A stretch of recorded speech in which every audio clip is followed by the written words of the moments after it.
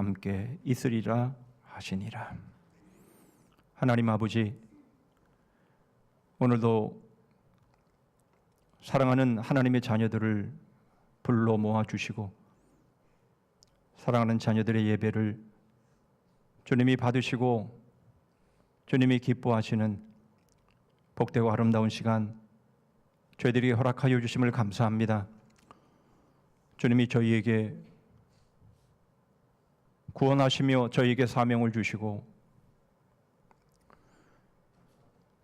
저희와 끝날까지 항상 함께 계시겠다 하신 말씀을 받들고 주님, 오늘도 사명을 감당하고 주님 앞에 섰사오니 주님, 저희들의 예배를 받으시고 저희들이 행한 그 모든 일에 있어 하나님께서 잘했다 칭찬해 주시고 주님이 함께 하시는 바로 그 삶을 예배를 통해 깊이 있게 체험하는 살아있는 예배 되게 하여 주시옵소서. 하나님이 홀로 영광을 받으옵시고 저희에게는 한없는 은혜와 능력과 주님의 힘을 공급받는 복되고 아름다운 시간 되게 하여 주시옵소서. 예수 그리스도 이름으로 기도하옵나이다. 아멘.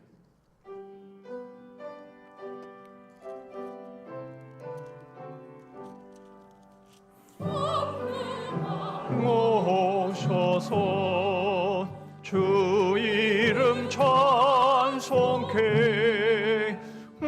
하옵소서. 영광과 권능의 성부여 오셔서 우리를 다스려 주옵소서. 강생한 성자여 오셔서 기도를 들으소서. 택하신 백성들 복 내려 주시고 거룩한 마음을 주옵소서. 위로의 주 성령 오셔서 큰 증거 주옵소서. 전능한 주시여 각 사람 마음에서 떠나지 마시고 계십소서. 성삼위일체께 한없는 찬송을 드립니다. 존귀한 주님을 영광 증배였고 영원히 모시게 하옵소서.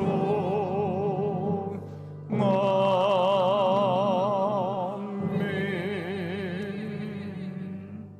교동문 41번 시편 97편을 교독하십니다. 여호와께서 다스리시나니 땅은 즐거워하며 허다한 섬은 기뻐할지어다.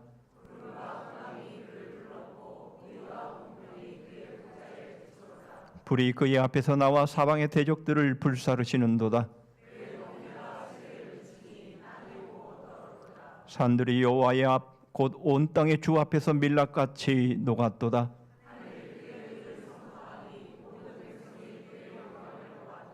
조각한 신상을 섬기며 허무한 것으로 자랑하는 자는 다 수치를 당할 것이라. 너희 신들아 여호와께 경배할지어다.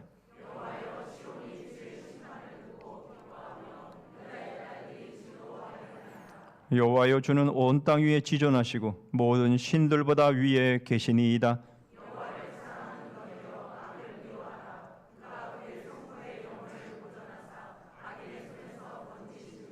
의인을 위하여 빛을 뿌리고 마음이 정직한 자를 위하여 기쁨을 뿌리시는도다.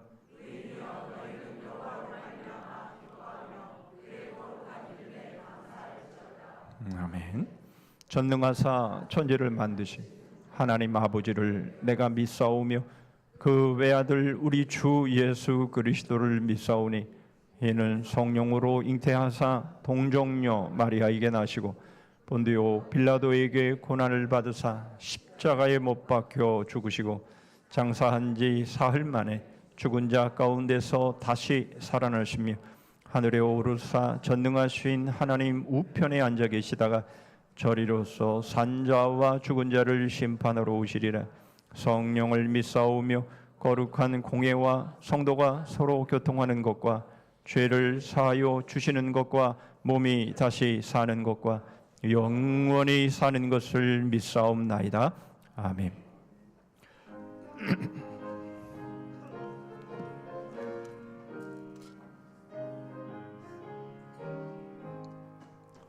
긴 죄에 빠진 나를 주 예수 건지사 그 넓은 품에 다시 품으신 은혜는 저 바다보다 깊고 저 하늘보다 높다. 그 사랑 영원토록 나 찬송하리라.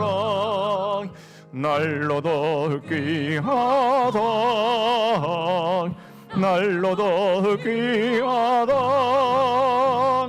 한이 없이 넓은 우리 주의 사랑 날로도 귀하다. 옛날에 유대 땅에 주 예수 다닐 때 그 은혜 받으려고 큰 무리 모였네. 는 먼저 병든 자를 다 고쳐주셨으니 나 같은 죄인까지 은혜 받도다.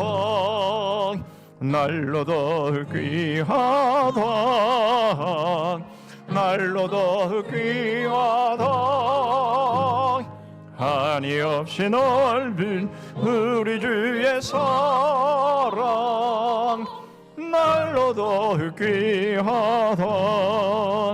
지크신 사랑으로 만 백성 위하여 그 십자가의 고난 다 받으셨으니 그 속죄 받은 성도 큰 소리 함께 높여 온 천지 울리도록 주 찬송하리라. 날로도 귀하다 날로도 귀하다.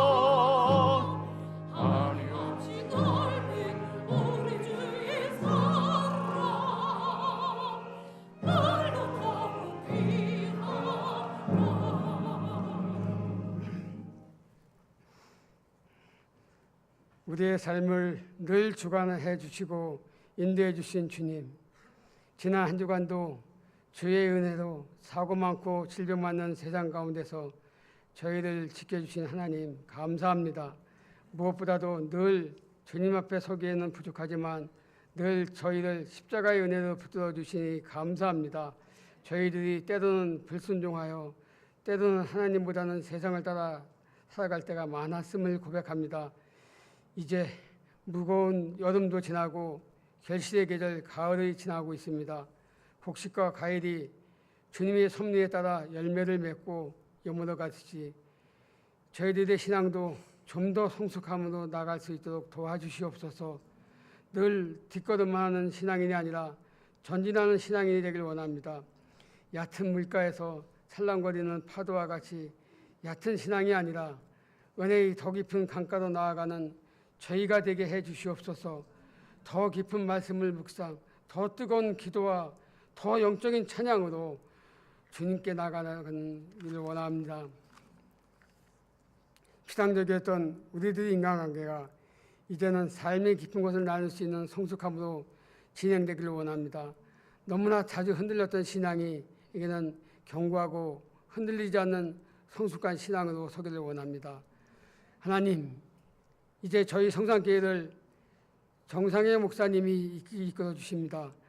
하늘의 문을 활짝 열어서 지역 주민들이 오셔서 대화, 교제, 문제점을 상의하는 찾아오는 교회가 되기를 기도드립니다. 하나님, 그동안 우리와 함께했던 이용수 목사님과 사모님 늘 건강 지켜주시고 사랑하여 주시기를 기도드립니다. 몸이 불편했던 성도들이 있습니다. 치료의 하나님 찾아가셔서 안수하여 주시옵소서. 이제 말씀을 전하시는 목사님을 성령의 능력으로 사로잡아 주셔서 오늘도 저에게 주실 하나님 말씀을 태어나게 하옵소서. 전무된 말씀이 성령의 영감을 통해 성도들이 성령의 깊은 곳에 전달될 수 있도록 하여 주시옵소서. 늘 경건하게 붙잡아 주시고 주옵소서. 할렐루야 찬양을 통하여 하나님께 영광이 드리오 성도들에게는 은혜가 되게 하여 주옵소서. 예수 그리스도의 이름으로 기도드렸사옵나이다.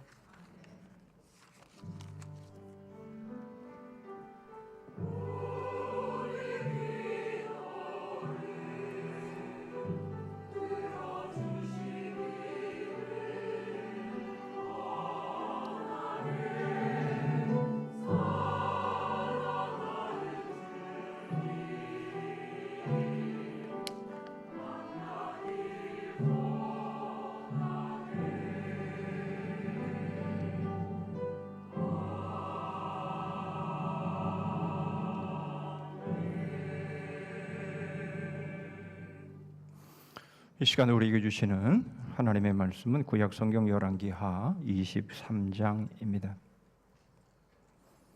열왕기하 23장 21절 말씀부터 30절 말씀까지 보십니다. 제가 가진 구약 성경 603쪽에 있습니다. 열왕기하 23장 21절로 30절 말씀까지 제가 봉독합니다. 왕이 무 백성에게 명령하여 이르되 이 언약책에 기록된 대로 너희의 하나님 여호와를 위하여 유월절을 지키라 하며 사사가 이스라엘을 다스리던 시대부터 이스라엘 여러 왕의 시대와 유다 여러 왕의 시대에 이렇게 유월절을 지킨 일이 없었더니 요시야 왕 18째 해에 예루살렘에서 여호와 앞에 이 유월절을 지켰더라. 요시야가 또 유다 땅과 예루살렘에 보이는 신접한 자와 점쟁이와 드라빔과 우상과 모든 가증한 것을 다 제거하였으니 이는 대제사장 hil기야가 여호와의 성전에서 발견한 책에 기록된 율법의 말씀을 이루려 함이라. 요시야와 같이 마음을 다하며 뜻을 다하며 힘을 다하여 모세의 모든 율법을 따라 여호와께로 돌이킨 왕은 요시야 전에도 없었고 후에도 그와 같은 자가 없었더라. 그러나 여호와께서 유다를 향하여 내리신 그 크게 타오르는 진노를 돌이키지 아니하셨으니 이는 므낫세가 여호와를 경노하게 한 그 모든 경노 때문이라. 여호와께서 이르시되 내가 이스라엘을 물리친 것 같이 유다도 내 앞에서 물리치며 내가 택한 이 성 예루살렘과 내 이름을 거기에 두리라 한 이 성전을 버리리라 하셨더라. 요시야의 남은 사적과 행한 모든 일은 유다 왕 역대지락에 기록되지 아니하였느냐? 요시야 당시 애굽의 왕 바로느고가 아수르 왕을 치고자 하여 유브라데 강으로 올라감으로 요시야 왕이 맞서 나갔더니 애굽 왕이 요시야를 무기도에서 만났을 때에 죽인지라. 신복들이 그의 시체를 병거에 싣고 무기도에서 예루살렘으로 돌아와 그의 무덤에서 장사하니 백성들이 요시야의 아들 여호아스를 데려다가 그에게 기름을 붓고 그의 아버지를 대신하여 왕으로 삼았더라. 아멘.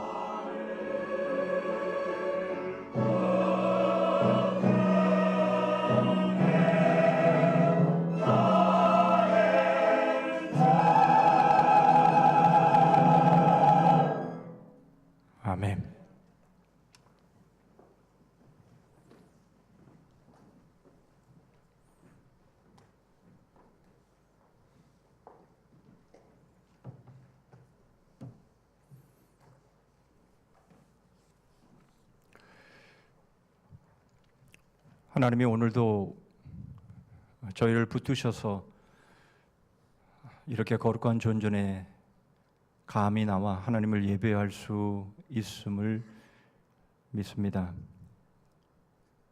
저희가 믿음이 약할 때에, 또 사랑이 식을 때에, 또 사단이 저희를 꼬일 때에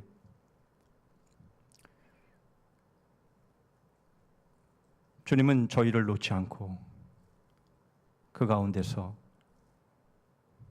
벗어나기를 원하시고 승리하기를 원하시는 바로 주님의 그 기쁘신 그 마음, 그 사랑을 저희들이 언제나 기억하며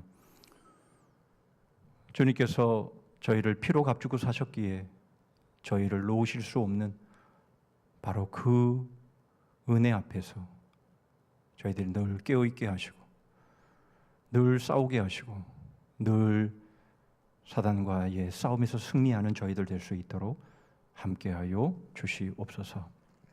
베푸신 주의 은혜와 사랑에 감사해서 이 시간 저희 마음을 물질에 담아 하나님 앞에 올립니다. 모든 것이 하나님의 것이며 하나님의 것으로 저희들에게 맡겨주셨음을 고백하여 수입의 11조를 드립니다. 여러 감사의 제목으로 하나님 앞에 나아갑니다. 교회에 주신 비전과 사명 감당하여 이를 소원하여 작정한 것 드립니다. 땅끝까지 이르내 증인되라 하신 말씀을 받들어 귀한 것들이 오니 우리 하나님이 구원하시기로 택하시고 예정하신 귀한 심령들 복음 듣고 생명 얻는 길로 나올 수 있도록 하나님 귀한 물질 사용하여 주시옵소서. 각종 항목의 헌금을 두 렙돈을 드리는 과부의 심정으로 드리오니 주님 잘했다 인정해 주시고 더 귀하고 아름다운 것들로 맡겨주셔서 더 선하고 아름다운 일에 그리스도의 아름다운 향기로 쓰임받는 저희 모두가 되게 하여 주시옵소서. 지난 한 주간도 주의 몸된 교회를 위해 수고의 땀, 기도의 눈물, 희생의 피를 흘린 섬김들 받으옵소서. 오늘도 말씀하여 주셔서 이 말씀이 큰 위로와 격려가 되게 하시고 저희들의 생각, 저희들의 경험, 저희들의 환경 모든 것을 뛰어넘을 수 있는 바로 살아계신 하나님의 말씀으로 받게 하시고 그 말씀으로 승리케 하여 주시옵소서. 예수 그리스도의 이름으로 기도하옵나이다. 아멘.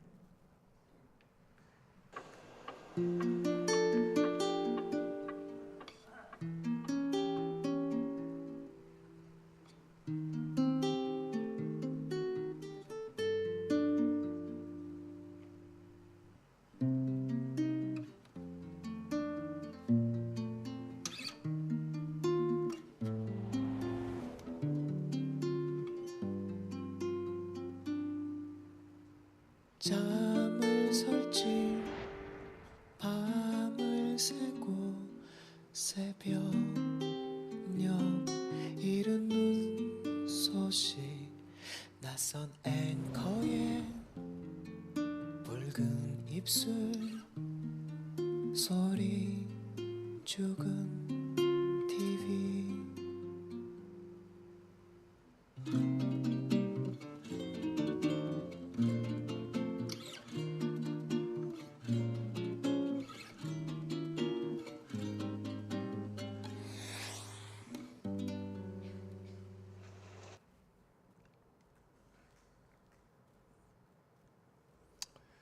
우리 방송실에서 수고하시는 분들이 아직까지 조명이 익숙지를 않아서 조금 헤매고 있는데 여러분들이 이해를 해주시기를 바랍니다.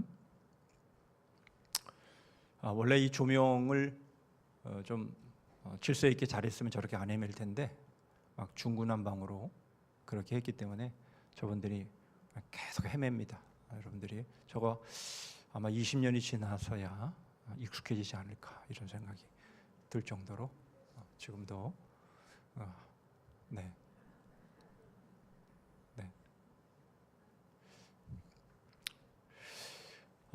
인생 중에 최고의 슬픔이 있다면 그것은 사랑하는 이와의 이별일 것입니다.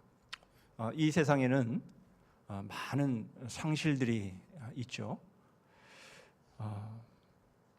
그런데 그런 모든 상실 가운데서 가장 큰 상실은 사랑하는 사람을 떠나보내는 그것이 이 땅에서 우리의 의지로 될 수 있는 일이 아니라 이 땅을 먼저 떠나든지 아니면 내가 떠나든지 바로 그러한 일들로 인해서 결국 상실을 우리는 맛보게 되어 있습니다. 이 상실을 이겨내는 것은 결코 쉽지 않습니다. 왜냐하면 사랑하는 사람과 더불어서 많은 시간을 함께 공유해 왔기 때문에 그 사랑하는 사람을 떠나보내고 난 이후에 그 남게 되어지는 그 공허감, 바로 그것을 메꾸는 데는 상당히 많은 시간들이 걸리기 때문에 그런 것이죠. 그래서인지 이 사람들은 바로 이 언젠가 한번 있게 될 이 기정사실화되어진 이 이별의 슬픔들을 애써 생각하지 않으려고 합니다. 생각하지 않는다고 해서 그 일이 안 일어나는 것은 아니겠지만 그럼에도 불구하고 가급적이면 우리는 그 날들, 그 상실의 슬픔들을 우리는 생각하고 싶어 하지 않습니다. 그러나 분명한 것은 우리가 아무리 피하고 싶고 우리가 애써 무시하려고 한다 할지라도 그러나 결국 그 때는 반드시 찾아오고 만다라는 것이죠. 그렇다면 우리에게 한 가지 남는 것이 있습니다. 바로 그것은 한번 이별의 슬픔을 경험해야 할 바로 그 상황이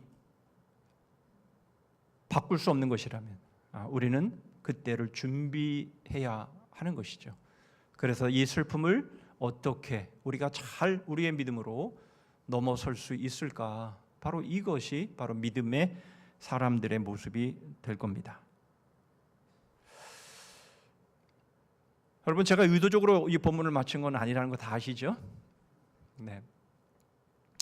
매일 성경 큐티 본문에 따라서 본문이 정해지기 때문에 제가 일부러 맞추려고 한 것은 아니지만 어쨌든 이렇게 맞춰졌습니다.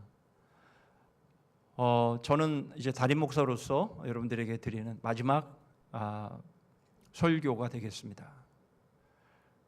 여러분, 청개구리도 마지막 엄마의 소원은 들어준다 그러는데 여러분 마지막 드리는 말씀을 마음 가운데 좀 잘 새기신다면 얼마나 좋을까 싶습니다. 오늘 본문은요, 유다의 마지막 선한 왕 요시아의 삶과 죽음에 대한 내용입니다. 요시아는 어제와 오늘의 본문에서 소개하고 있듯이 마음과 뜻과 힘을 다하여 하나님의 율법을 따른 사람입니다. 사실 이 표현은요, 신명기 6장 4절로 시작되어지는 쉐마 이스라엘, 이스라엘아 들으라라고 하는 바로 그 내용 가운데에 들어있죠. 바로 이 쉐마의 내용은 이스라엘, 특별히 유대인들의 교육 헌장이라 이렇게 불려지기도 합니다. 신명기 6장 4절 5절입니다. 이스라엘아 들으라, 우리 하나님 여호와는 오직 유일한 여호와이시니 너는 마음을 다하고 뜻을 다하고 힘을 다하여 내 하나님 여호와를 사랑하라. 사실 이것이 가장 중요한 핵심이 되겠습니다. 우리들의 믿음, 우리들의 구원, 어떤 상황에 놓이건 이것만큼 중요한 핵심 구절은 없죠. 그런데 바로 이 요시아 왕이 그랬다라는 것이죠. 마음과 뜻과 힘을 다하여 하나님을 사랑했다라는 겁니다. 지난 금요일 날 우리 조필 목사님을 통해서 이 말씀을 또한 들으셨겠습니다마는 분명 이 요시아 왕은 하나님을 사랑한 자가 맞다라고 하는 것이죠. 이런 사람은 보기가 드물죠. 이런 사람을 대하기가 쉽지 않습니다. 그런데 우리는 이 선한 왕, 이 요시아의 모습을 통해서 오늘 본문의 말씀을 통해서 두 가지의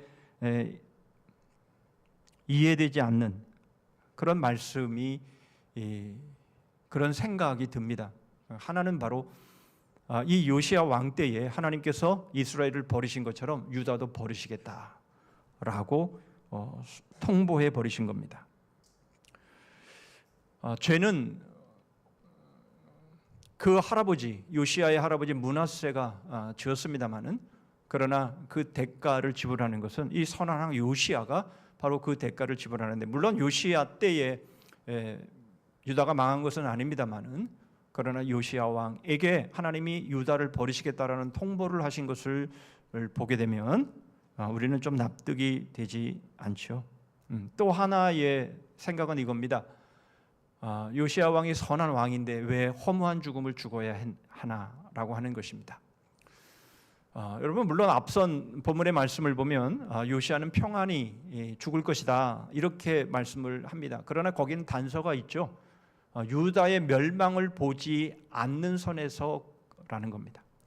결국 요시야는 유다의 멸망의 상황들을 보지는 않지만, 그러나 그는 40이 되지 못하고 전쟁터에서 죽습니다. 여러분, 이 죽음을 선지자 예레미야가 애도하면서 애가를 짓기도 하고 많은 백성들이 슬피 애도하는 그런 모습을 보게 되는데요. 역대하 35장 25절입니다.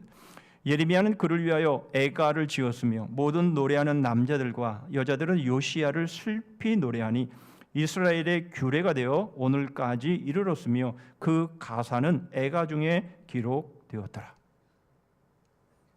여러분, 우리는 이 두 가지 사건을 통해서 좀 이해되지 않는 그런 생각이 듭니다. 왜 선한 왕인데, 정말 찾아보기 어려운 그런 드문 왕인데 왜 이 두 가지 사건이 이 요시야 왕 때에 이루어지느냐라는 겁니다. 특히 말씀드린 것처럼 이 선한 왕 요시야가 왜 40이 못 되어서 죽어야만 하느냐라는 이런 의아함을 우리는 갖게 되는 것이죠.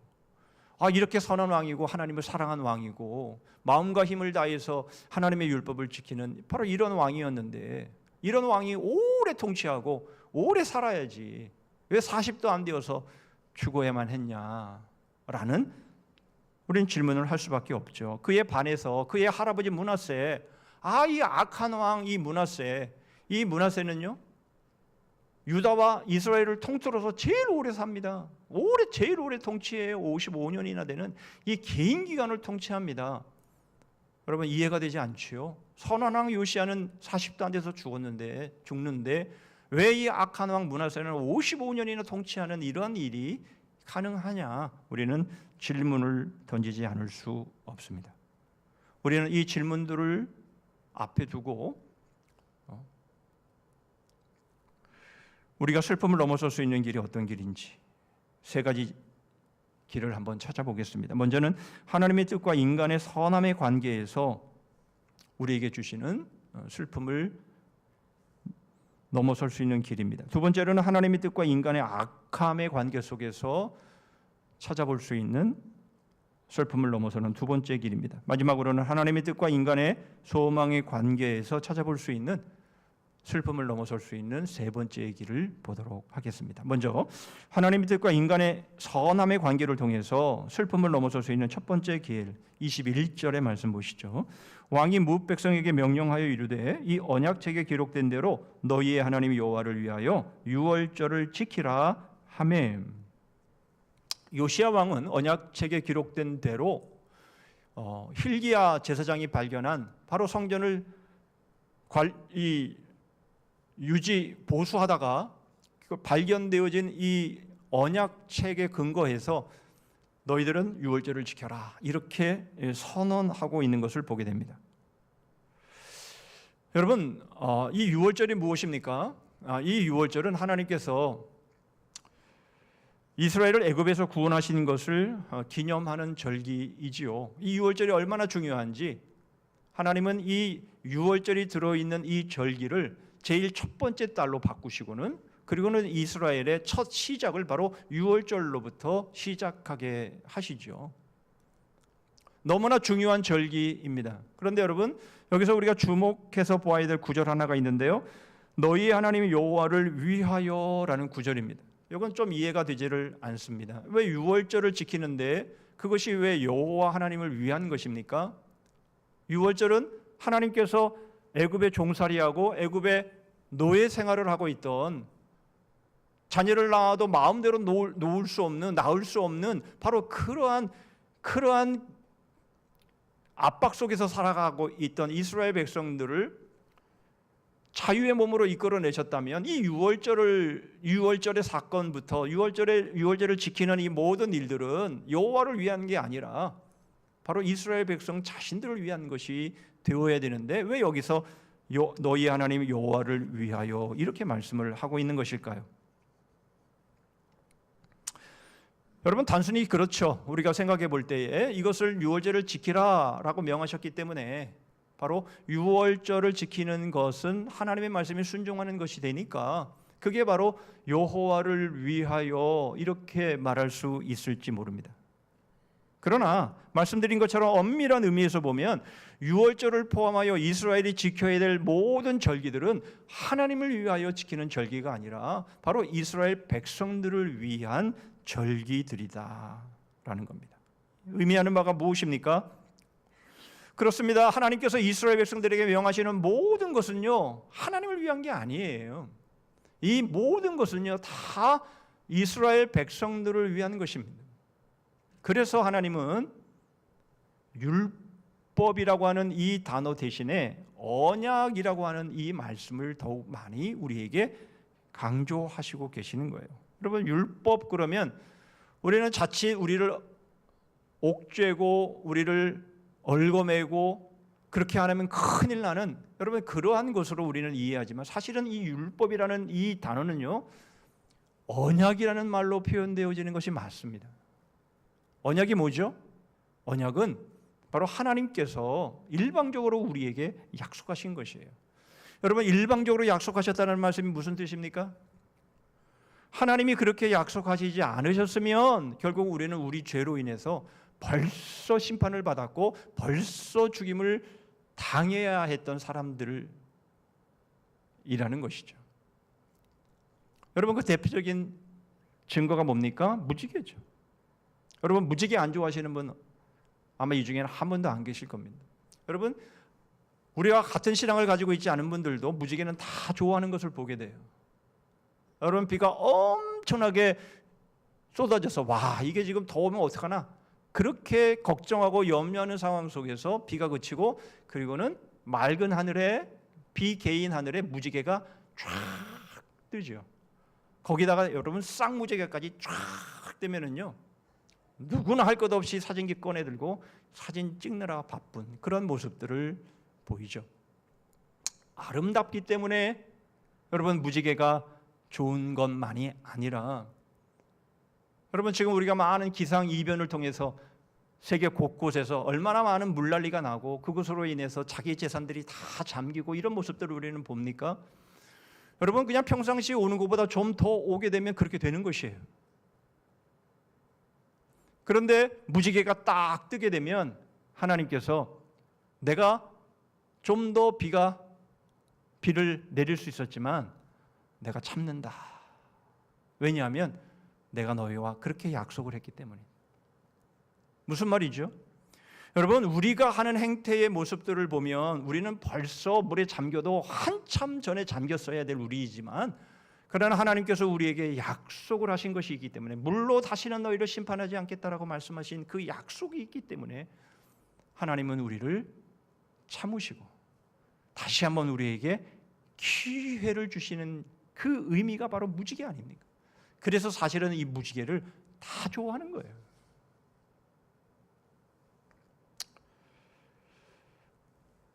여러분 바로 하나님이 우리에게 주신 율법은요 바로 이런 겁니다.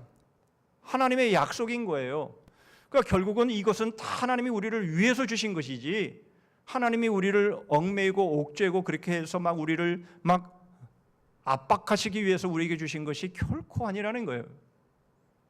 유월절을 포함해서 모든 절기 하나님이 우리에게 말씀하신 모든 말씀들 역시 다 그렇다라는 것이에요. 그러므로 유월절을 지키는 것은요 하나님을 위해서 지키는 것이 아니라 바로 이스라엘 백성들을 위해서 지키는 것이었고 오늘날 우리에게 이렇게 하나님을 예배하고 우리가 하나님의 말씀을 지금처럼 듣고 하나님의 말씀에 순종하는 이런 모든 일들은요 하나님을 위한 게 아니라 그것은 다 우리 자신을 위한 것이다.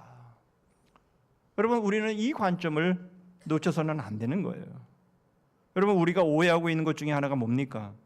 우리가 하나님을 위해서 뭔가를 할 수 있다라고 생각하는 것이에요. 그런 일은 없어요.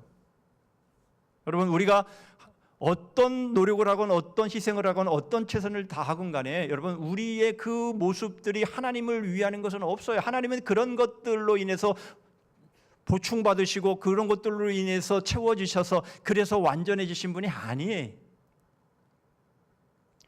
하나님이 이미 그 자체가 완전하신 분이에요. 부족한 것이 없는 분이에요. 그러므로 우리가 뭔가를 하는 것, 그것을 마치 하나님이 뭔가 부족해서 내가 그것을 채워드리지 않으면 안 되는 것처럼 여러분 그렇게 생각하는 것은요, 절대로 오해입니다. 여러분, 칼럼에 존 헤론 의료 선교사님에 대한 소개를 제가 드렸는데요. 여러분, 이분은 사실 우리 한국 선교사로 최초로 우리 개신교에 오신 언더우드나 알렌 선교사님보다도 사실은 먼저 한국의 첫 선교사로 파송된 분입니다. 1884년 4월 이 헤론 부부는요, 미국 북장로교 선교부에서 한국 선교사로 최초로 먼저 보냄을 받았습니다. 그런데 우리나라에서 갑신정변이 일어나고 있는 상황이었기 때문에 일본에 머물면서 추위를 보고 그리고 조선어를 더 배우면서 준비를 하던 중에 언더우드와 알렌이 먼저 한국 땅에 들어오게 되었고 2달 뒤에 뒤따라 들어오게 된 것이죠. 칼럼에도 썼습니다마는 이분의 삶은 정말 예수님과 많이 닮아 있는 그런 모습을 보게 됩니다.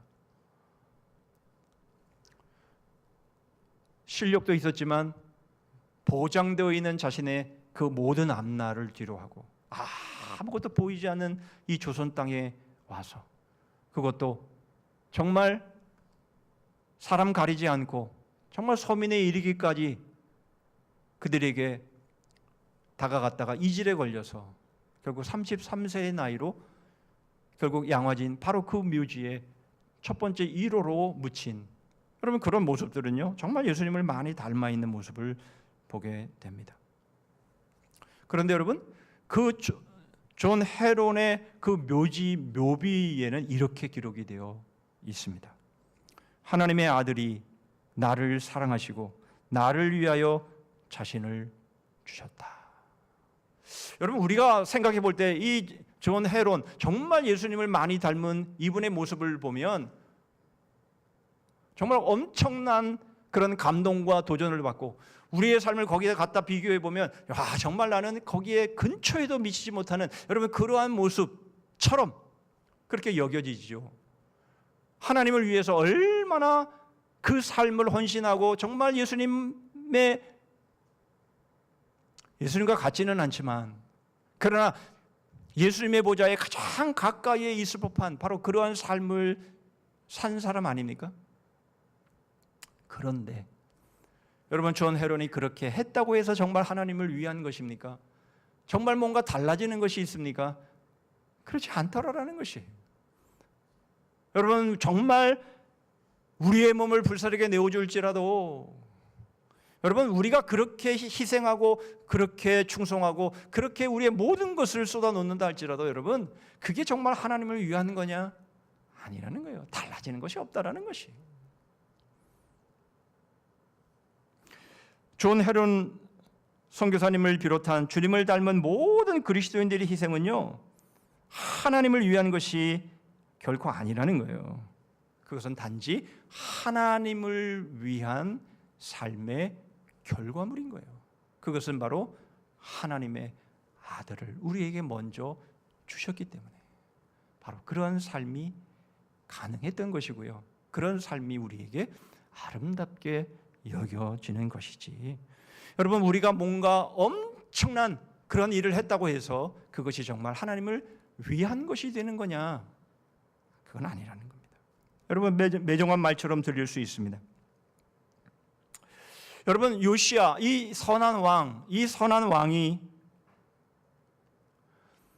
찾아보기 힘든 이러한 왕이었지만 그럼에도 불구하고 왜 이 요시야 왕이 살아있는 이 동안에 하나님이 유다를 버리시겠다라고 말씀하시고, 그리고는 이 요시야가 그렇게 40도 안 되어서 죽어야 하는 이러한 상황을 우리가 보게 될 때에, 여러분 바로 이러한 모습들을 통해서 와, 어떻게 그렇게 선한 왕인데 그렇게 죽을 수 있어?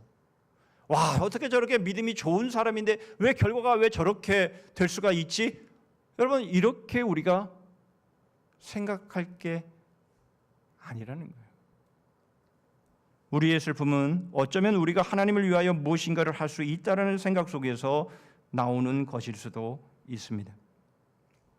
우리가 하나님을 위해서 엄청난 일을 했는데, 지금까지 내가 하나님을 섬겨온 것이 얼만데, 내가 직분을 감당해온 것이 얼만데 왜 나한테 이런 일이 발생하는 거야? 왜 나한테 이런 슬픔이 주어지는 거야? 왜 사랑하는 사람을 먼저 보내야 되는 거야? 왜 나는 이런 중병에 걸려야 되는 것이고, 왜 나는 이 땅에 이렇게 삶을 마감할 수밖에 없는 것이야? 라고 우리는 생각할지 모르지만, 여러분, 그런 상황 속에서도 우리가 놓치지 말아야 되는 것은, 우리는 하나님을 위하는 것이 아니라 오히려 하나님이 우리를 위하시는 분이시, 하나님이 우리를 참으로 위하신 분이다라고 하는 것들을 우리는 놓쳐서는 안 되는 것이에요. 결국 하나님이 우리를 얼마나 위하시는지, 여러분, 우리가 그것을 알 때 비로소 우리는 우리에게 주어지는 슬픔을 이겨나갈 수 있게 되는 것이죠. 두 번째로, 하나님의 뜻과 인간의 악함의 관계 속에서 슬픔을 이길 수 있는 두 번째 길을 봅니다. 27절입니다. 여호와께서 이르시되 내가 이스라엘을 물리친 것 같이 유다도 내 앞에서 물리치며 내가 택한 이 성 예루살렘과 내 이름을 거기에 두리라 한 이 성전을 버리리라 하셨더라. 여러분, 하나님께서 분명 앞에서 언약하신 것, 약속하신 것은 반드시 지키신다고 했는데 왜 이스라엘이 망해야 하고 왜 유다가 버려져야 하는 것입니까? 여러분, 우리는 이 부분에 대해서 우리는 의아해합니다. 그래서 사실 이 부분만 의아해하는 것이 아니라 우리들의 삶 가운데서 우리가 지금까지 예수님을 믿고 지금까지 믿음의 생활을 해오면서 여러분, 우리에게는 납득되지 않는 많은 일들이 우리에게 있었던 것이 사실이에요. 하나님 나한테 그렇게 말씀하셔놓고 왜 그렇게 안 하셨습니까? 왜 나한테 이러한 어려움이 다가옵니까? 왜 나한테 이런 질병이 주어지는 것이고 왜 나한테 이런 실패가 있는 것입니까? 여러분, 우리는 많은 이 상실의 이런 슬픔들을 우리는 생각하게 되면서 하나님이 언약을 안 지키시네, 하나님이 말씀하셨는데 하나님이 말씀대로 안 하시네, 여러분, 이렇게 생각되어질 만한 그런 상황들을 우리는 경험하게 되더라라는 겁니다. 그러면서 우리의 마음 가운데 무슨 생각이 있게 되죠?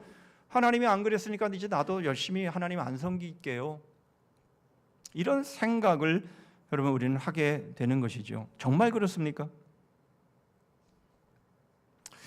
여러분, 사실 하나님은 마치 우리에게 병 주고 약 주시는 하나님으로, 마치 하나님이 하나님의 그 주권 가지고 우리를 마음대로 이렇게도 하시고 저렇게도 하시는 놀이객감으로 우리를 삼으시는 것처럼 느껴질 때도 있고요.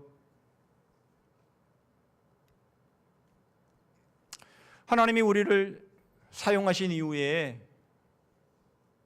그냥 헌시짝처럼 그냥 폐기 처분해 버리시는 듯한, 여러분, 그러한 느낌을 가질 때도 있는 것이죠. 여러분, 그것이 맞습니까? 여러분, 결코 그럴 수 없는 것이죠. 여러분, 결코 그럴 수 없다라고 하는 것, 바로 이것은 예루살렘과 함께 성전을 버리시겠다라는 말씀을 통해서 우리는 확인할 수 있습니다. 여러분, 요시야 왕, 그 선한 왕의 모습을 여러분 우리는 앞 본문을 통해서도 보았고요, 오늘 본문을 통해서도 우리가 확인할 수 있었습니다. 그런 왕은 아주 드물었다라고 말씀을 드렸습니다. 22절과 23절의 말씀을 보시죠. 사사가 이스라엘을 다스리던 시대부터 이스라엘 여러 왕의 시대와 유다 여러 왕의 시대에 이렇게 유월절을 지킨 일이 없었더니 요시야 왕 18째 해에 예루살렘에서 여호와 앞에 이 유월절을 지켰더라. 여러분, 요시야 왕이 잘한 것을 지금 얘기를 하고 있는 것이지만 사실 여러분 가만히 주목해 보면요, 여러분 지금 이 요시야 왕을 비롯해서 앞선 모든 사사시대부터 지금까지 유다든 이스라엘이든지 그 왕들의 모습을 통틀어 보면은요, 얼마나 하나님의 말씀을 버리고 하나님을 멀리 했는지 알 수가 있어요. 유월절을 이렇게 지킨 왕이 요시야 왕 외에는 없었다. 요시야 왕도 어떻게 한 겁니까? 18째 왕이 되어 통치할 때에 유월절을 이렇게 지키라고 하고 있고 그렇게 지키고 있는 것 아닙니까? 사실 유월절은 뭐예요? 매년 지키게 되어 있는 것이에요. 앞에서 말씀드린 것처럼 이 유월절은 모든 것의 시작점이고 출발점입니다. 그런데 그 왕들이 하나님의 말씀을 얼마나 멀리 했는지 유월절을 안 지킨 게 원체 오래됐고, 이 선한 왕이라는 요시야 왕조차도 18년째 되던 해에야 비로소 유월절을 지킨 것이에요. 여러분 얼마나 하나님의 말씀에서 멀리 벗어나 있었는지를 우리에게 보여주고 있는 것입니다. 잘못된 거죠.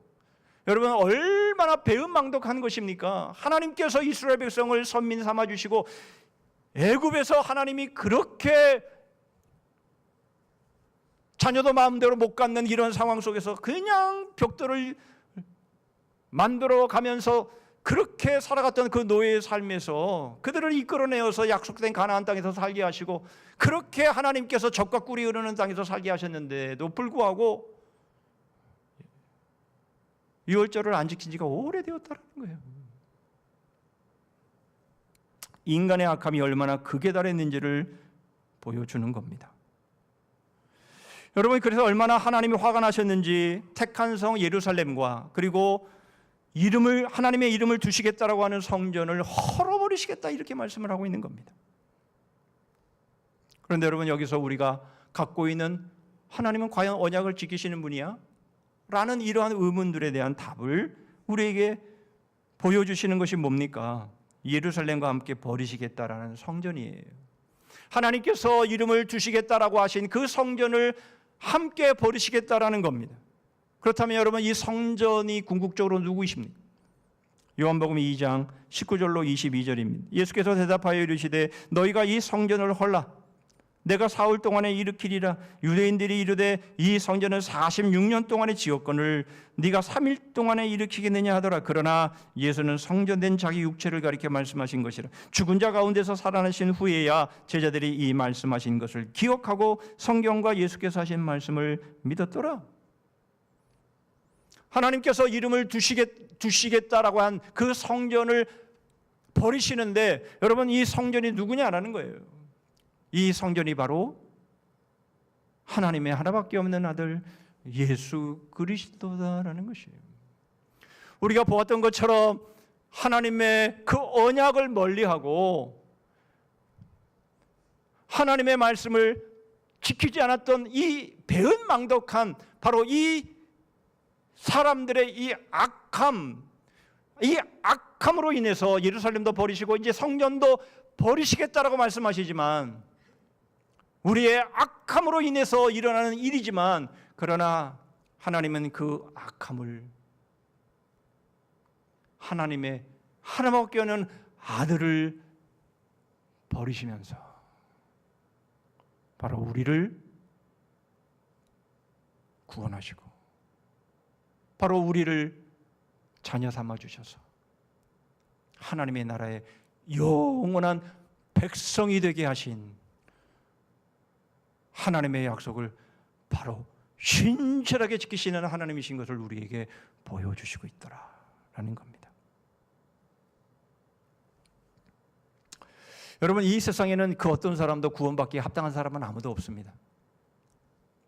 여러분 우리가 이 땅을 한번 사랑하는 이들을 떠나보내고 또 우리도 떠나는 바로 그 순간들을 우리가 맞이할 때에 여러분 우리가 꼭 생각해야 될 것이 있습니다. 그것은 바로 우리가 사랑하는 그 사람도 구원받기에 합당한 사람은 아니었다라는 거예요. 구원받기에 합당해서 구원받은 것이 아니라 바로 오직 예수 그리스도의 바로 그 십자가에 바로 그 버려주심이 있었기 때문에 그도 구원받은 것이다라는 것을 우리가 기억한다면 여러분 우리는 그 슬픔의 설 때마다 바로 내 사랑하는 이를 위해서 십자가에서 버려주신 예수 그리스도, 그분을 떠올리게 되면 여러분, 우리가 겪는 슬픔들을 이겨낼 수 있고 넘어설 수 있는 길이 보이게 되는 것이죠. 우리가 예수 그리스도를 제대로 알고 예수 그리스도를 사랑한다면 여러분, 우리는 우리의 슬픔을 이길 수 있는 겁니다. 십자가에서 우리의 악함으로 인해서 버림받으신 유일한 분, 그리고 우리를 그토록 사랑하시는 유일한 분, 우리가 그분 앞에 설 때 여러분, 우리에게 준 우리가 맞이하게 되는 슬픔들을 우리는 이겨낼 수 있는 것이고 오히려 그것을 승화시켜 나갈 수 있는 것이죠. 그것이 믿음인 것입니다. 마지막 세 번째로, 하나님의 뜻과 우리의 소망의 관계 속에서 슬픔을 넘어설 수 있는 세 번째 길을 보시죠. 29절입니다. 요시야 당시에 애굽의 왕 바로누고가 아수르 왕을 치고자 하여 유브라데 강으로 올라가므로 요시야 왕이 맞서 나갔더니 애굽 왕이 요시야를 무깃도에서 만났을 때에 죽인지라. 오늘 본문의 내용만 가지고는 왜 요시야가 전쟁에서 죽게 되었는지에 대한 답을 찾기가 어렵습니다. 주석가들도 여러 의견들을 내놓고 있는 것을 보게 됩니다. 그런데 특히 역대하를 보게 되면 요시야가 괜한 싸움을 벌였고 그 결과 어리석은 죽음을 맞이한 것처럼 그렇게 기록되어 있습니다. 역대하 35장 20절로 22절입니다. 이 모든 일 후 곧 요시야가 성전을 정돈하기를 마친 후에 애굽 왕 느고가 유브라데 강가에 갈그미스를 치러 올라왔으므로 요시야가 나가서 방비하였더니 느고가 요시야에게 사신을 보내어 이르되 유다 왕이여, 내가 그대와 무슨 관계가 있느냐? 내가 오늘 그대를 치려는 것이 아니요 나와 더불어 싸우는 족속을 치려는 것이라. 하나님이 나에게 명령하사 속히 하라 하셨은즉 하나님이 나와 함께 계시니 그대는 하나님을 거스르지 말라. 그대를 멸하실까 하노라 하나 요시야가 몸을 들이켜 떠나기를 싫어하고 오히려 변장하고 그와 싸우고자 하여 하나님의 입에서 나온 느고의 말을 듣지 아니하고 무깃도 골짜기에 이르러 싸울 때에, 이렇게 되어 있습니다. 여러분, 도대체 왜 이 요시야가 이렇게 상대방 그렇게 강력하게 힘이 있는 이 바로누고가 그렇게 사신을 보내요? 야, 난 나랑 싸우러 온 것이 아니야. 난 지금 하나님의 뜻을 받들고 있어. 이렇게 싸움을 하기를 원치 않았는데도 불구하고 변장하면서까지 이 싸움을 벌인 이유가 도대체 뭐냐? 자, 이 답을 찾기가 쉽지 않습니다. 여러분, 그런데 분명히 한 가지 우리가 느껴지는 것이 있습니다. 그것은 바로 요시야 왕은 이렇게 죽으면 안 되는 거였어요. 이 선한 왕이 요시야는 이런 쓸데없는 싸움을 벌여가면서 그렇게 상대방이 싸우기를 원치 않았음에도 불구하고 이렇게 싸움을 벌여서 거기서 왜 스스로 죽음을 자초하는 이러한 일들을 행해야 할 이유가 없었던 사람인 것이 분명한 것이죠. 여러분, 우리 나름의 생각들을 우리는 이런 식으로 합니다. 아, 저 사람은 그렇게 죽으면 안 돼. 와, 저 사람은 믿음의 사람이기 때문에 저 믿음의 사람만큼은 저렇게 불행하게 죽으면 안 되는 거야. 여러분, 우리는 이런 생각들을 참 많이 합니다. 그래서 신실하게 믿음으로 살다가 직분을 감당하다가 갑자기 중병에 걸려서 이 세상을 떠나게 되면 자녀손들이 아주 많이 힘들어하는 것들을 보게 됩니다. 아, 왜 우리 아버지, 우리 할아버지는 신실하게 하나님을 섬겼는데 왜 저런 병에 걸려야 되고 왜 저렇게 죽어야 되는 것이지? 라는 신앙의 회의에 빠지게 되는 경우들도 종종 봅니다.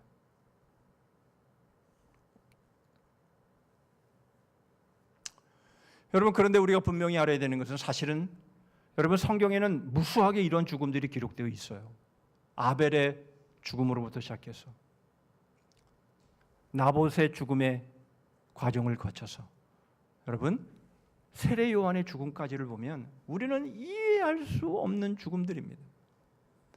아벨이 왜 그렇게 죽어야 합니까? 아벨이 하나님 앞에 받아들여졌고 그 제사가 받아들여졌고 얼마나 신실하게 하나님을 섬긴 아벨입니까마는 왜 그 아벨이 그렇게 형에 의해서 죽임을 당해야 하는 것일까요? 여러분, 나봇은 아합이 제안했을 때에 기업을 물을 수 없어. 그래서 하나님의 말씀에 신실하게 반응을 한 건데 왜 그것 때문에 나봇과 그 아들들이 죽어야 하는 것입니까? 이해할 수가 없는 것이죠.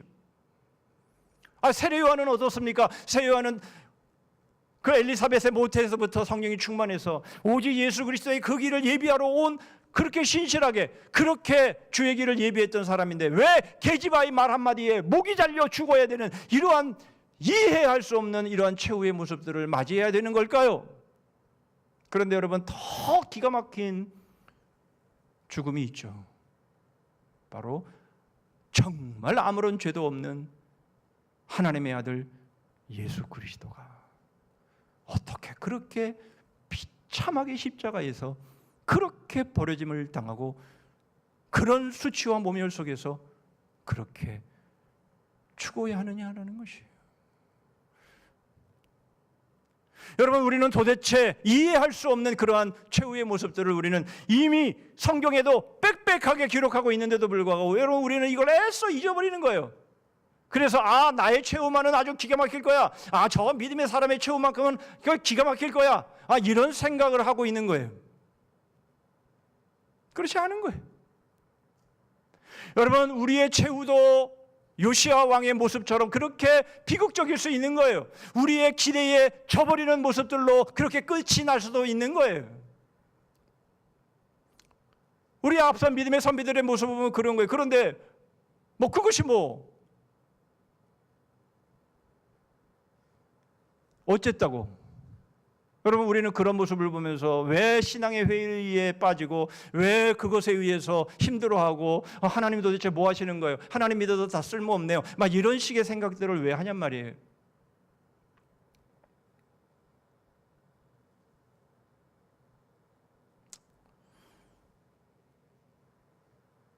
중요한 것이 무엇입니까? 그게 끝이 아니라는 거예요. 그런데 우리는 자꾸 그게 끝이라고 생각하는 거예요. 아벨이 왜 그렇게 죽어야 돼? 나봇이 왜 그렇게 죽어야 돼? 세례 요한이 왜 그렇게 죽어야 되는 거야? 예수님은 예수님이라고 치고 왜 그렇게 선하게 살았던 사람들이 왜 그렇게 죽어야 돼? 라고 생각하는 이유는 그것이 끝이라고 생각하기 때문에 그런 거예요. 그런데 여러분, 그것은 끝이 아니에요. 그것은 바로 영원한 삶의 시작입니다. 요한계시록 21장 22절입니다. 성 안에서 내가 성전을 보지 못하였으니 이는 주 하나님 곧 전능하신 이와 및 어린 양이 그 성전이심이라. 여러분, 왜 이 땅에 그렇게 기가 막히게 지은 솔로몬의 성전이 무너져야 됩니까? 여러분, 왜 예수님 당시에 46년 동안이나 지어왔던 그 엄청난 성전이 왜 로마에 의해서 돌 위에 돌 하나도 남지 않고 무너져야 되는 것일까요? 여러분, 그것은 참 성전이 아니기 때문에 그런 거예요. 여러분, 참 성전은 누구입니까? 바로 하나님 아버지와 예수 그리스도인 것이에요. 여러분, 이 땅의 것들은요 다 지나가게 되어 있는 것이에요. 그것이 끝이 아닌 것이에요. 여러분, 참 성전이 아직 오지 않은 거예요. 그렇기 때문에 여러분, 우리의 슬픔의 이별은요 끝이 아닌 거예요.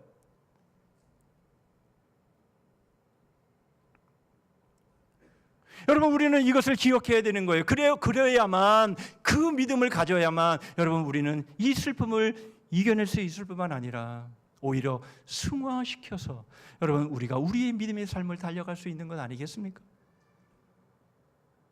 여러분, 그렇다면 슬픔의 진정한 끝은 어디입니까?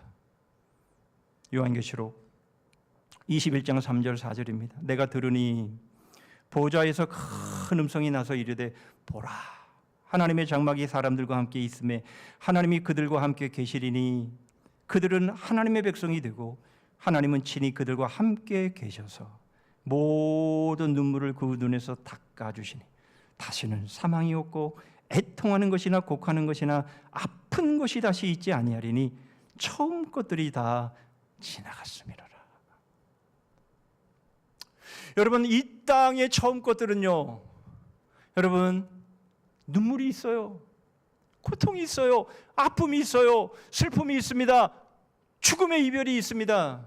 그러나 여러분, 그것이 끝이 아니에요. 처음 것은 지나가게 되어 있는 거예요. 그러나 참 성전 되신 하나님 아버지와 예수 그리스도, 바로 그분 안에 거할 때 모든 슬픔은 해결이 되는 것이고요, 다시는 우리의 눈에서 눈물이,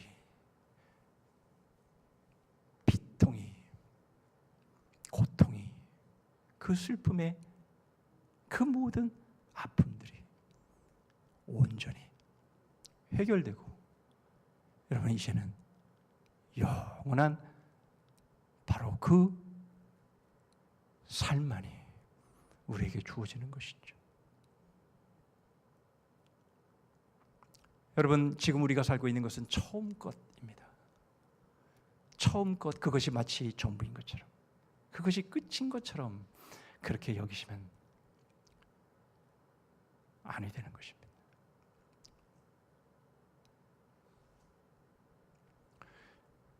참 성전 되신 하나님 아버지와 예수 그리스도 안에서 진정한 바로 그 영원한 삶의 바로 그 시작점을 이 가운데 앉아 계신 모든 분들 가운데서 한 사람도 제외됨 없이, 낙오됨 없이 우리가 만나서 바로 그런 영원한 삶을 살아가는 우리 모두가 되기를 주님의 이름으로 축복합니다. 기도합니다. 하나님 아버지, 저희들이 하나님을 위하는 것이 아니라 하나님이 저희들을 위하는 것임을 놓치지 않기를 원합니다. 저희의 선함도 결코 처음인 이 세상에서의 삶의 슬픔을 이겨낼 수 없음을 저희들이 알게 하시고, 저희의 악함으로 인해서 십자가에 죽으신 예수 그리스도, 바로 그 은혜와 그 사랑으로 하나님, 저희들이 이 처음 것들이 진행되어지는 이 세상에서의 삶에서 겪게 되어지는 모든 슬픔들을 견뎌내고 승리할 수 있는 바로 그러한 자양분으로 삼을 수 있는 저희들 되게 하여 주시옵소서. 주님, 저희들이 살아가고 있는 이 세상은 끝이 아니라 오히려 이것들은 다 지나가는 것들임을 저희들이 분명히 마음 가운데 새기고, 참 성전 되신 하나님 아버지와 예수 그리스도, 바로 그 안에서 영원한 삶을 살아가는 그 날을 소망하면서 저희가 이 땅에서 맞이하는 모든 슬픔을 승화시켜 승리하는 저희 모두가 되게 하여 주옵시고, 우리 성산의 모든 지체들이 바로 주 안에서 이와 같은 믿음의 삶을 달려감으로 인해서 저희 모두가 함께 한 자리에 모여 영원히 하나님을 찬양하며 예배하는 바로 그 삶을 살아가는 저희 모두가 되도록 함께하여 주시옵소서. 예수 그리스도 이름으로 기도하옵나이다. 아멘.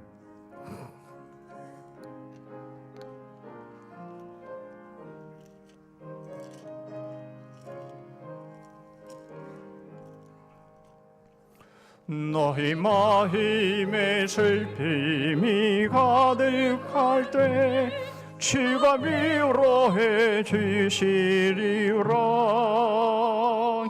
아침 해같이 빛나는 마음으로 나 십자가 지고 가라.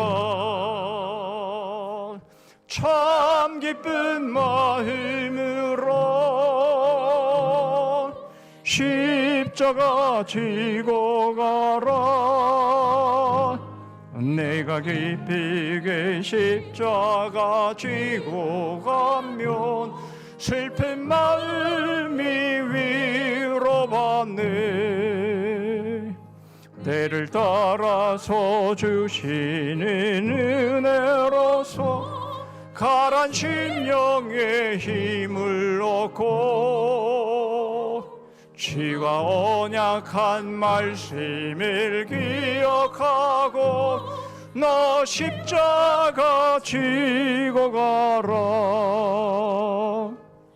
참 기쁜 마음으로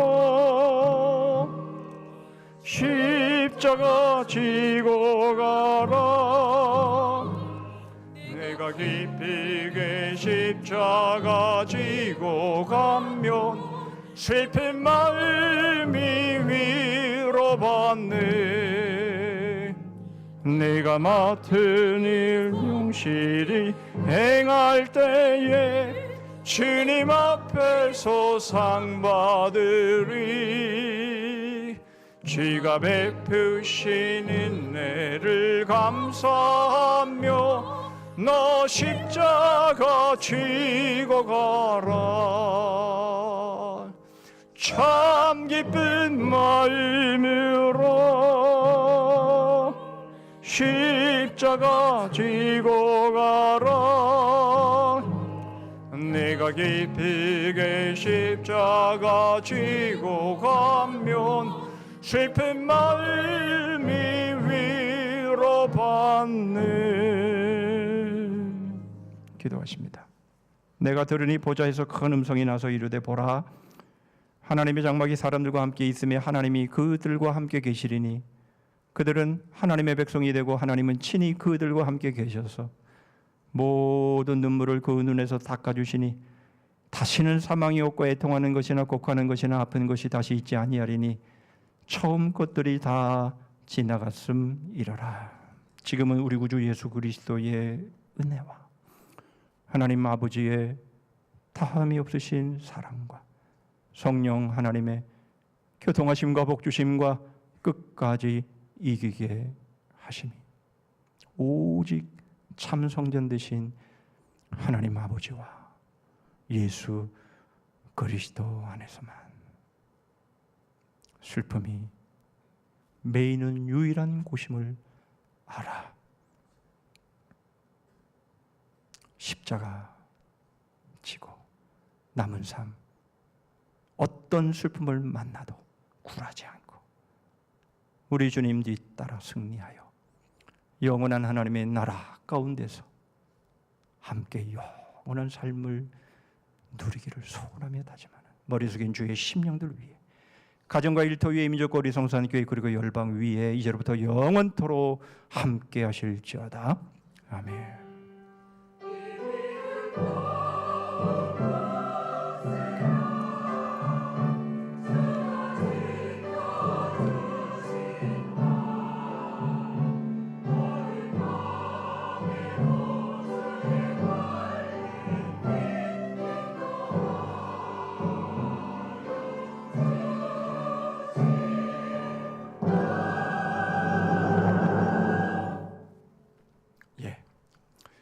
함께 예배하고 또 함께 신앙생활 해온 모든 분들을 축복하고 환영합니다.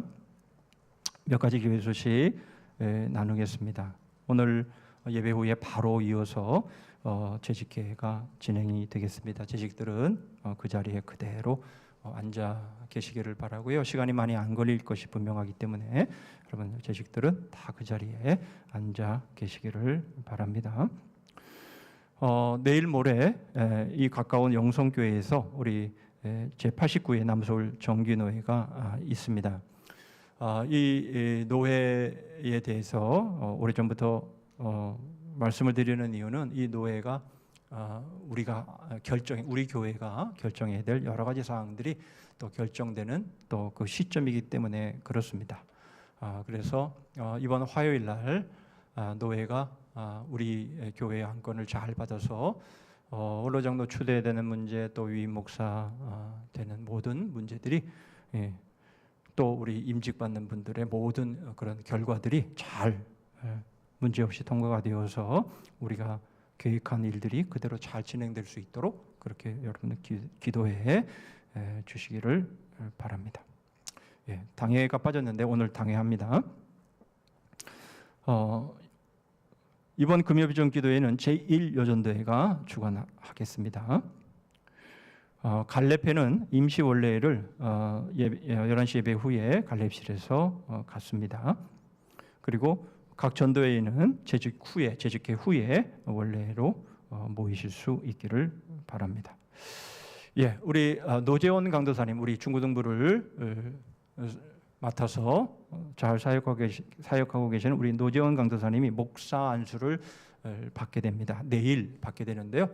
여러분 많이 축복해 주시기를 바랍니다. 지금까지 파트 사역으로 섬겨 오셨기 때문에 모르시는 분들도 계시겠습니다만은 많이 축복해 주셔서 이제 목사 장립 받은 이후에 또 내년에도 이제 풀타임으로 교회를 섬기시는 또 그런 길로 나아가는 것이니만큼 여러분들 많이 또 축복해 주셨으면 좋겠습니다. 예. 자리에 앉아 있네요. 우리 노지영 강사님 한번 자리 한번 일어나 보실래요? 네, 이분입니다. 이분이 내일 고생 많이 했어요. 고생 많이 해서 지금까지 오는데 뭐 남들이 안 하는 많은 일들 수고하면서 여기까지 왔는데 이제부터는 더 열정적으로 복음과 교회를 위해 섬기는 또 그런 사역 될 수 있기를 위해서 여러분 많이 축복해 주시기를 바랍니다. 내일 교회에서 2시 30분에 출발하도록 그렇게 하겠습니다. 26일은 여러 예식들이 있습니다. 여러분 위해서 기도해 주셔서 이 날로 하나님의 그런 그 은혜가 더욱 충만하게 임해서 우리가 또 멋지게 또 출발할 수 있도록 여러분 그런 시간들이 꼭 될 수 있도록 기도해 주시기를 바랍니다. 예, 성경 통독은요 이번 주간에 로마서까지 되겠습니다. 예, 조필 목사님 앞으로 나오시고요. 지난 만 6년 동안 우리 이 교회를 잘 섬겨 오셨는데요. 이제 또 다른 하나님의 뜻과 계획이 있으셔서 이제 여기까지 저희 교회와는 이제 사역을 하게 되었습니다. 앞으로도 하나님께서 귀한 사역 위에 사용하시고 또 정말 복음을 위해 마음껏 쓰임 받는 귀한 사역자 될 수 있기를 위해서 생각나실 때마다 위해서 기도해 주시면 좋겠는데요. 우리 중고등부하고 청년부에서 뭘 준비한 것 같은데, 이런 일이 없었거든요, 사실은요. 그동안 중고등부를 섬겨주셔서 중고등부랑 청년부에서 준비했고요. 그리고 네. 오늘 담임 목사님 마지막 설교에서 그 교장 선생님이시기 때문에 저희 교회부서에서 특별히 준비했습니다. 네. 제 것이 있을 거라고는 생각을 못했는데요. 네, 감사합니다. 네, 그 뭐예요? 조 목사님. 네, 그 청년부에서 같이 올라와야 되겠는데? 전혀 예상치 못한 일이 벌어지고 있습니다. 이것도 뭐예요? 감사합니다. 자, 그러면 조 목사님 부시죠. 네. 네. 그래요. 그걸 이따 청년들끼리 나눠 먹어요. 네. 이제 조 목사님 인사하실 때에 이제 우리 뭐 한 말씀 듣는 것도 좋겠지만 뭐 지금까지 설교를 통해서 다 들으셨기 때문에 이제 인사하실 때에 귀한 사역의 길 되기를 원합니다. 축복합니다라는 뜻에서 박수하겠습니다. 들어가시면 되겠습니다. 그리고 우리 이제 정상영 목사님이 오늘부로 이제 교회에 부임하시게 되었습니다. 앞으로 가족들 나오시죠. 요 앞에 길 좀 터주시죠.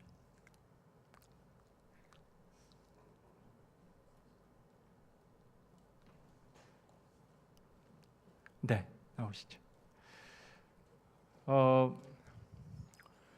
딸만 셋 두셨습니다. 네, 얼마나 행복한 가정인지 모릅니다. 이 기회를 삼아서 저도 하나 광고하겠습니다. 제 아들 제레미도 딸이 둘이었는데 셋째를 또 가졌는데 셋째도 딸이랍니다. 얼마나 좋은지 모르겠어요. 네, 우리 이 세 딸이 얼마나 가정에 큰 기쁨과 행복이 되겠습니까? 우리 큰 딸은요 직업군인입니다. ROTC 지금 대위죠. 대위 장기 복무하기 위해서 지금 이번 주에 면접을 한답니다. 잘 통과될 수 있도록 여러분 기도해 주시면 감사하겠고요. 이 둘째는 대학교 3학년입니다. 그리고 맨 오른쪽은 막내인데 고1입니다. 이제 학교 좀 더 멀어졌다 그러는데 공부하는데 지장이 없도록 또 열심히 또 기도해 주시면 감사하겠습니다. 사모님 소개 안 하면 또 섭섭해하실까봐 목사님이 너무나도 아끼고 사랑하는 사모님입니다. 이렇게 귀한 가정이 더 행복하고 아름다운 그런 가정이 되고 사역에 그런 기쁨이 있을 수 있도록 목사님의 눈에 눈물 흘리지 않도록 목사님의 입에서 웃음이 꼽힐 수 있도록 여러분 그렇게 해주시면 가정도 행복하고 또 그런 아름다운 가정이 되지 않을까 싶습니다. 그런 마음으로 인사할 때에 우리 박수로 환영하겠습니다. 네, 들어가시죠. 네.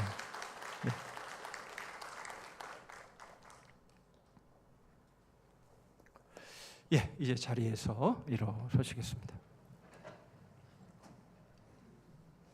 자, 우리 여성들이 연구표 하십니다. 시작. 복음의 자비로 서로를 품자. 서로를 주제 찬송하겠습니다.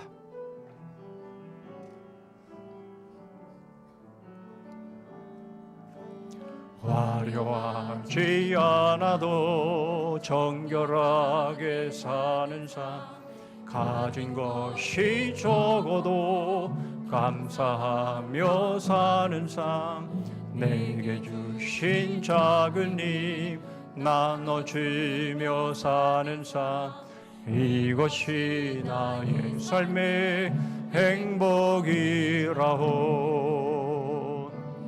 이것이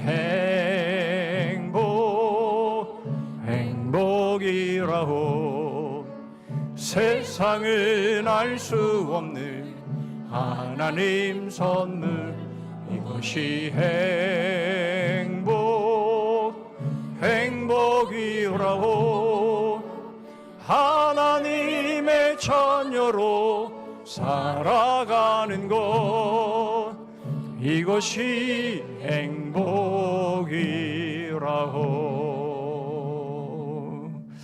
오늘은 배웅 나가지 못합니다. 우리 교우들 안녕히 돌아가시기를 바라고요. 우리 재직들은 그 자리에 앉아서 우리 재직회 진행하도록 하겠습니다.